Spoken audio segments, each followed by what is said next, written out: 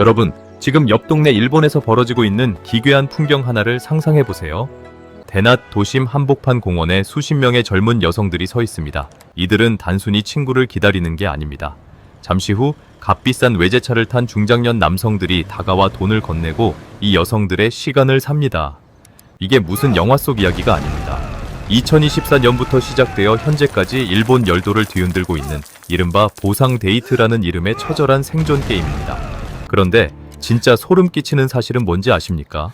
이 낯설고 충격적인 모습들이 30년의 시차를 두고 지금 우리 대한민국 골목골목에서 소리 없이 재현되고 있다는 겁니다. 무슨 미친 소리냐고요? 일본은 우리보다 훨씬 잘 사는 나라 아니었냐고요? 하지만 현실은 냉혹합니다. 일본의 어제는 한국의 오늘이라는 말이 있죠. 부동산 거품이 터지고 평생 일해도 집 한 칸 못 사는 청년들이 부모 밑으로 기어들어가고 결국은 돈 앞에 자존심마저 내던지는 이 지독한 평행이론 말입니다. 오늘 제가 파헤칠 이야기는 단순한 가십거리가 아닙니다. 이건 자산의 75%가 부동산에 묶여 옴짝달싹 못하는 한국의 기형적인 경제 구조, 그리고 그 속에서 돈이라는 괴물 앞에 무너져 내리는 인간관계에 관한 아주 차가운 기록입니다. 왜 한국 남성들이 자국 여성을 뒤로하고 일본 여성에게 열광하며 국제 결혼 시장으로 쏟아져 나오는지, 그리고 AI가 일자리를 뺏는 시대에 왜 노조는 쇠사슬을 감고 거리에 서 있는지 상상이 되시나요? 기가 막힌 건 이 아수라장 속에서도 누군가는 돈 냄새를 맡고 수조 원의 수익을 올릴 준비를 하고 있다는 사실입니다. 우리가 챙겨야 할 투자자의 진짜 무기는 무엇인지 지금부터 낱낱이 아주 시원하게 해부해드리겠습니다. 이 거대한 흐름을 이해하기 위해 먼저 시간을 조금 거슬러 올라가 보죠. 1980년대 후반의 일본은 그야말로 무적의 시대였습니다. 도쿄의 땅값이 얼마나 대단했는지 아십니까? 당시 도쿄 황거 주변의 땅만 다 팔아도 미국 캘리포니아 전체를 살 수 있다는 말이 돌 정도였으니까요. 졸업장만 손에 쥐면 대기업 세내 군대를 골라가던 황금기였습니다. 부모 세대는 자고 일어나면 몇 배씩 뛰는 부동산 덕분에 앉아서 벼락부자가 됐죠. 성실하게 일하고 저축해서 집을 사라는 말은 이 시대가 낳은 완벽한 성공 공식이었습니다. 하지만 그 화려한 미소 뒤에는 처절하게 계산된 파멸의 시나리오가 기다리고 있었습니다. 1991년 영원할 것 같던 부동산 거품이 쾅 소리를 내며 내려앉았습니다. 시가총액 수천조 엔이 단 몇 달 만에 증발해버린 거예요. 이때부터 일본 경제의 시계는 멈춰섰습니다. 그리고 그 어두운 그늘 속에서 기괴한 현상이 나타납니다. 바로 파라사이트 싱글, 즉 부모의 등줄기에 빨대를 꽂고 사는 독신자들이 등장한 겁니다. 상상해보세요. 30이 훌쩍 넘은 아들이 거실 소파에 누워 부모가 차려준 밥을 먹고 부모가 주는 용돈으로 애니메이션을 보거나 게임을 즐기는 모습을요. 당시 일본 기성세대는 이들을 자립심 없는 낙오자라며 비난했습니다. 하지만 상황이 급변합니다. 이건 개인의 나태한 문제가 아니었거든요. 버블이 터진 자리에 남은 건 저임금과 고용 불안뿐이었습니다. 청년들은 본능적으로 깨달았습니다. 아무리 노력해도 내 힘으로는 절대 부모님처럼 살 수 없겠구나. 절망한 그들은 스스로를 방 안에 가두거나 최소한의 생계만 유지하며 야망을 버린 사토리 세대가 되었습니다. 그런데 소름 돋는 건 이 비극의 역사가 30년의 시차를 두고 지금 대한민국에서 데칼코마니처럼 펼쳐지고 있다는 사실입니다. 우리가 지금 캥거루족이라 부르는 이들 말입니다. 2024년 고용정보원 발표를 보면 심장이 덜컥 내려앉습니다. 한국의 25세에서 34세 사이 청년 3명 중 2명이 여전히 부모에게 얹혀 살고 있거든요. 특히 30대 초반의 캥거루족 비율은 10년 전보다 훨씬 가파르게 치솟아 53%를 넘어섰습니다. 왜 이런 일이 벌어졌을까요? 답은 간단하면서도 잔인합니다. 바로 성장의 사다리가 썩어버렸기 때문입니다. 우리 부모 세대는 80, 90년대 고도 성장기라는 튼튼한 동아줄을 잡았습니다. 하지만 지금 청년들에게 남은 건 낡고 끊어진 실밥뿐입니다. 서울 아파트 중위값이 10억 원을 훌쩍 넘는 세상에서 월급 300만 원을 받는 청년이 집을 산다는 건 수학적으로 불가능에 가깝습니다. 평생 숨만 쉬고 돈을 모아도 내 집 마련은커녕 전세금 올리기도 벅찬 것이 지금의 현실입니다. 상황이 이렇다 보니 청년들은 포기라는 전략을 선택합니다. 연애, 결혼, 출산은 사치가 됐습니다. 어차피 안 될 거 그냥 오늘 하루 즐겁게 살자는 마음이 욜로로 나타났다가 이제는 아예 아무것도 하지 않는 니트족으로 진화하고 있습니다. 2025년 보고서에 따르면 한국 청년 니트 비중은 18.3%에 달합니다. 이건 일본이 가장 힘들었던 전성기 시절보다 더 심각한 수치입니다. 일할 의욕조차 잃어버린 청년들이 거리에 넘쳐나고 있다는 뜻이죠. 여기서 한 발 더 나아가 이제는 사람이 아닌 기계와도 목숨을 건 싸움을 해야 합니다. 바로 AI 산업의 확산입니다. 여러분 상상이 되시나요? 내가 4년 동안 대학에서 뼈 빠지게 배운 코딩, 회계, 번역 기술을 AI는 단 몇 초 만에 처리해버립니다. 2026년 현재 한국 기업의 AI 도입으로 인한 일자리 대체율은 아직 시작 단계라지만 신규 채용 시장은 이미 북극처럼 얼어붙었습니다. 맥킨지 보고서는 향후 3년 내 대기업의 신입 사무직 채용이 40% 이상 감소할 것이라 경고하고 있습니다. 기업들은 이제 비싼 월급을 줘야 하고 까다로운 복지를 요구하며 언제 파업할지 모르는 사람 대신 군말 없이 24시간 일하는 AI 시스템과 로봇을 선택하고 있습니다. 이건 단순히 공장의 기계화가 아닙니다. 이제는 화이트 칼라, 즉 전문직들의 일자리까지 AI가 집어삼키고 있는 겁니다. 이 지점에서 우리 사회의 갈등은 걷잡을 수 없이 폭발합니다. 바로 노동시장의 경직성과 노사 간의 극한 대립입니다. 최근 우리 사회를 가장 뜨겁게 달구고 있는 노란봉투법을 생각해 보십시오. 2026년 본격 시행에 들어간 이 법안은 노동조합법 제2조와 3조를 개정해 사용자의 범위를 대폭 넓혔습니다. 이제 하청노조가 원청 사장을 직접 찾아가 우리랑 직접 협상하자고 요구할 수 있게 된 거죠. 노동계는 진짜 사장이 책임져야 한다며 역사적인 승리라고 환호하지만 경영계는 비명을 지릅니다. 이러면 누가 한국에서 위험을 무릅쓰고 사업을 하겠느냐는 겁니다. 투자자 관점에서 이건 엄청난 불확실성이라는 독약을 마시는 것과 같습니다. 자본은 가장 안전하고 효율적인 곳으로 흐르게 되어 있습니다. 기업 입장에선 법적 분쟁 리스크가 커지고 경영권이 흔들리면 국내 투자를 꺼릴 수밖에 없습니다. 실제로 2026년 들어 많은 제조 대기업이 국내 공장 증설 계획을 취소하고 대신 베트남이나 인도로 공장을 옮기는 오프쇼어링을 진지하게 검토하고 있습니다. 일자리를 지키기 위해 만든 법이 아이러니하게도 기업의 탈출을 부추겨 일자리를 증발시키는 방아쇠가 되고 있는 셈입니다. 일본도 똑같은 길을 걸었습니다. 과거 일본의 강성 노조들이 거세게 저항하며 기득권을 지키려 했지만 결국 글로벌 경쟁력 하락과 산업 구조의 변화라는 거대한 파도를 막지는 못했습니다. 일본 기업들은 규제를 피해 해외로 나갔고 남겨진 일본 내수 시장은 텅 빈 껍데기만 남았습니다. 그 결과가 무엇인지 아십니까? 바로 아키야, 즉 전국에 900만 채가 넘는 빈집들입니다. 관리가 안 된 집들이 흉물로 변해 마을 전체가 유령 도시가 되어가는 현상입니다. 우리나라도 지금 그 낭떠러지 끝에 서 있습니다. 지방은 이미 소멸 직전이고 응급실조차 없는 마을이 수두룩합니다. 집값 떨어질까봐 전전긍긍하며 자산을 꽉 쥐고 있는 노년층과 집값이 너무 높아 진입조차 못하고 절망하는 청년층 사이에 자산의 벽은 이제 휴전선보다 더 견고해졌습니다. 한국 가계자산의 75%가 부동산에 묶여 있다는 사실, 이건 시중에 돌아야 할 돈이 콘크리트 속에 갇혀 썩어가고 있다는 방증입니다. 은퇴한 부모들은 집 한 채에 목숨을 걸고 소비를 줄이며 노후를 버팁니다. 집이 없는 자식들은 월세를 내느라 저축을 포기하고 미래를 저당 잡힙니다. 돈이 경제의 실핏줄을 타고 돌지 않으니 내수시장은 활력을 잃고 그 압박은 고스란히 남녀관계와 결혼시장으로 전이됩니다. 이제 남녀가 만나면 순수한 호감보다 생존 조건을 먼저 체크하는 게 상식이 됐습니다. 너 아파트 대출은 얼마나 있어? 부모님 아프시면 간병은 누가 해? 이런 질문들이 데이트의 주된 대화가 됐습니다. 한국 사회의 극심한 젠더 갈등과 경제적 압박에 지친 남성들은 이제 기가 죽어 고개를 숙입니다. 예전처럼 내가 책임질게라는 말을 내뱉기가 너무나 무거운 세상이 된 거죠. 그러다 보니 시선은 자연스럽게 국경 너머로 향합니다.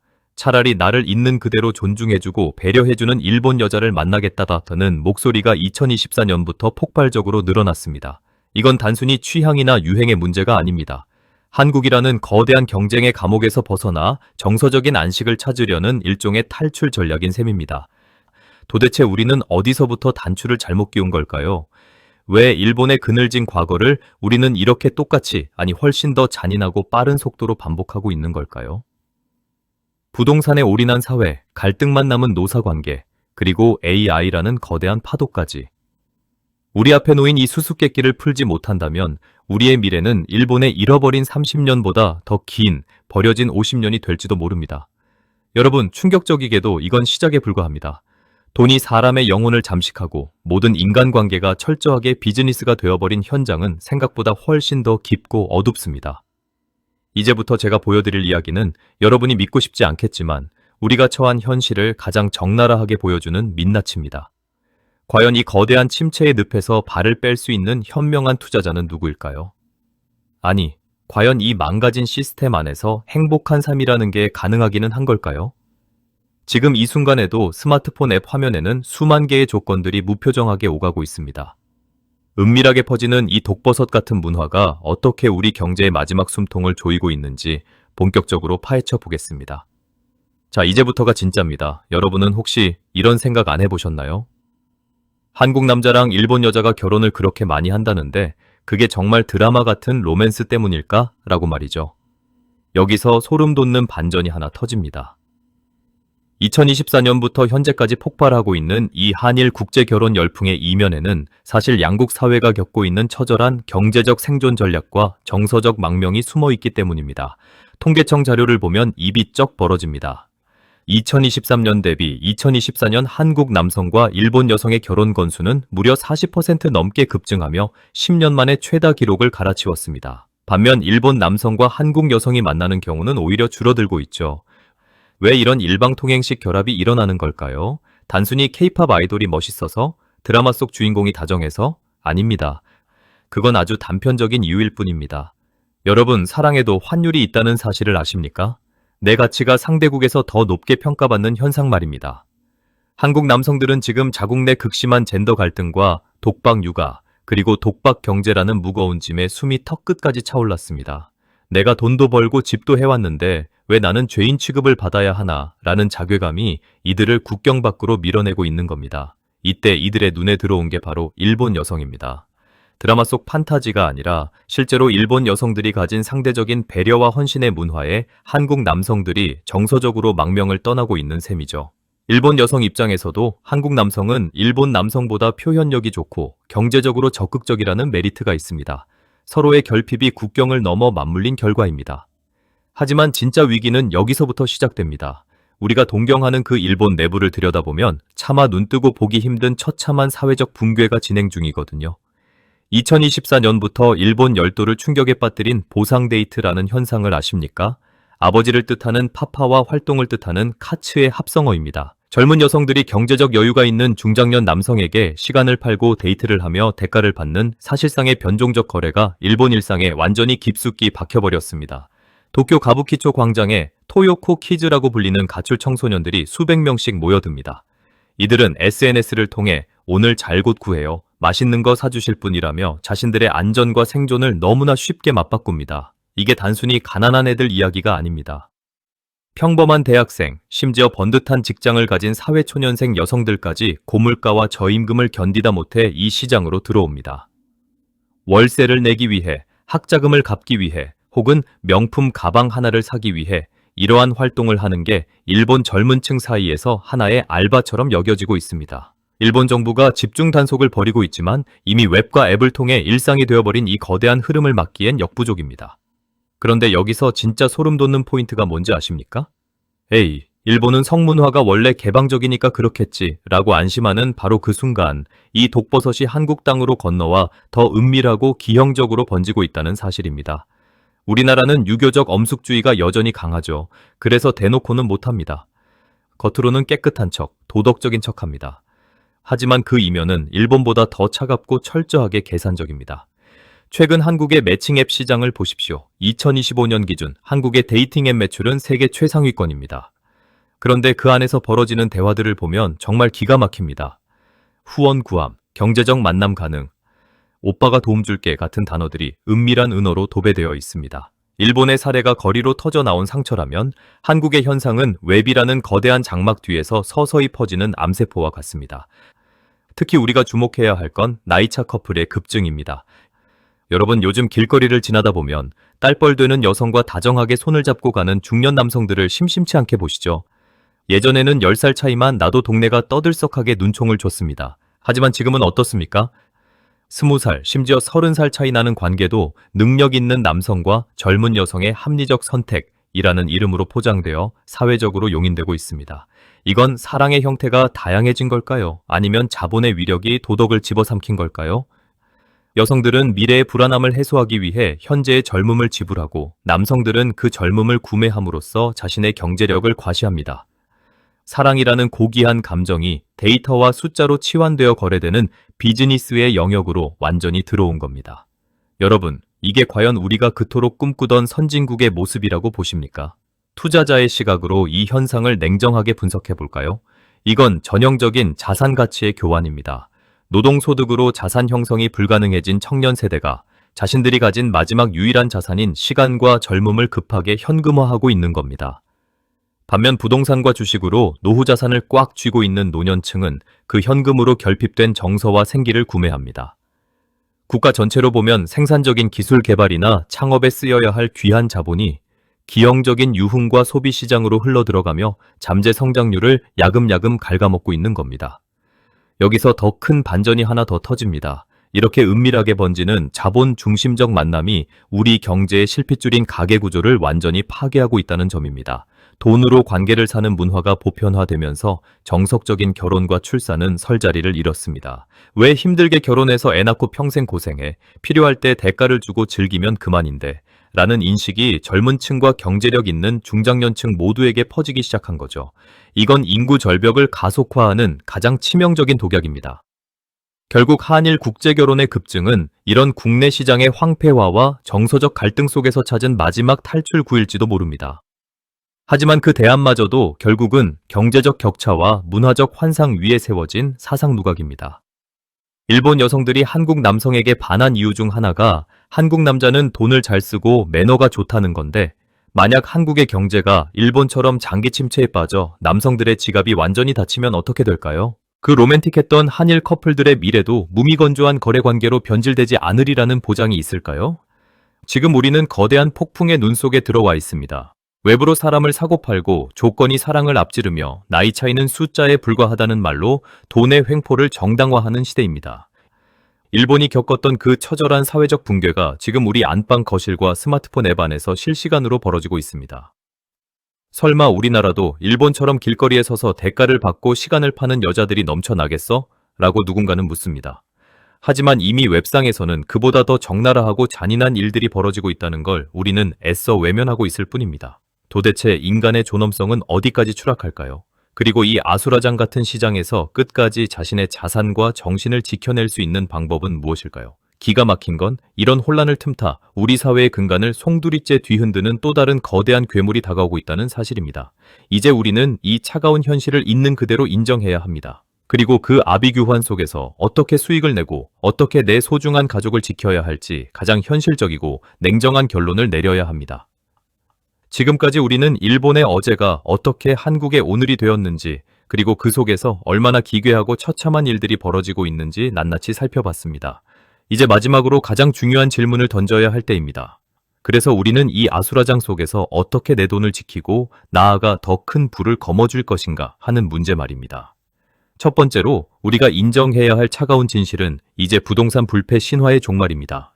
일본은 이미 모든 문제가 수면 위로 드러나 부동산이 소유가 아닌 거주와 배당의 영역으로 넘어간 체념과 적응의 단계에 도달했습니다. 한국도 마찬가지입니다.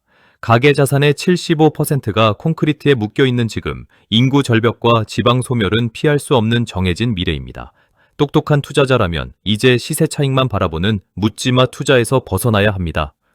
대신 일본처럼 리츠와 같은 수익형 부동산 혹은 자본의 효율성이 높은 금융자산으로 눈을 돌려야 할 시점이라는 거죠. 두 번째 기회는 바로 갈등의 이면에 있습니다. 여러분, 지금 벌어지고 있는 AI 혁명과 노사 갈등을 단순히 사회 문제로만 보지 마십시오. 노란봉투법 리스크와 강성노조의 압박이 거세질수록 기업들은 생존을 위해 더 처절하게 사람이 필요 없는 기술에 돈을 쏟아부을 겁니다. 이것이 바로 우리가 AI 자동화와 소프트웨어 섹터에 주목해야 하는 강력한 근거입니다. 인간의 노동이 법과 갈등에 가로막힐 때 그 공백을 메우는 기술은 폭발적으로 성장할 수밖에 없으니까요. 세 번째는 관계의 비즈니스화에서 나오는 새로운 시장입니다. 사랑이 데이터가 되고 정서적 교류가 거래가 되는 이 드라이한 흐름은 역설적으로 거대한 플랫폼 비즈니스의 기회가 됩니다. 일본의 사례가 음지에서 양지로 나왔듯 한국의 매칭 서비스와 정서적 케어 산업은 갈수록 정교해지고 거대해질 겁니다. 젠더 갈등과 외로움이 깊어질수록 사람들은 그 결핍을 채우기 위해 더 기꺼이 지갑을 열게 될 것이기 때문입니다. 여러분 기억하십시오. 한국은 일본보다 훨씬 빠르고 뜨겁게 변하는 나라입니다. 일본이 30년 걸린 붕괴를 우리는 단 10년 만에 해치우고 있을 정도로 역동적입니다. 이 역동적 갈등이 만들어내는 엄청난 변동성, 그것이 바로 우리 투자자들에게는 부의 사다리를 다시 탈 수 있는 마지막 기회입니다. 남들이 공포에 질려 눈을 감을 때 우리는 일본의 어제를 교과서 삼아 한국의 내일을 선점해야 합니다. 세상은 무너지는 것처럼 보이지만 자본은 언제나 새로운 길을 찾아내고 그 끝에서 미소 짓는 사람은 오직 준비된 자뿐입니다. 여러분은 지금 어느 길 위에 서 계십니까? 오늘의 이야기는 여기까지입니다. 일본의 그늘을 넘어 한국 경제의 새로운 기회를 포착하는데 오늘 영상이 조금이나마 도움이 되셨나요? 오늘 내용이 유익하셨다면 구독과 좋아요, 알람 설정까지 꼭 눌러주시는 거 잊지 마세요. 여러분의 응원이 더 깊이 있는 분석을 만드는 가장 큰 힘이 됩니다. 시청해주셔서 감사합니다.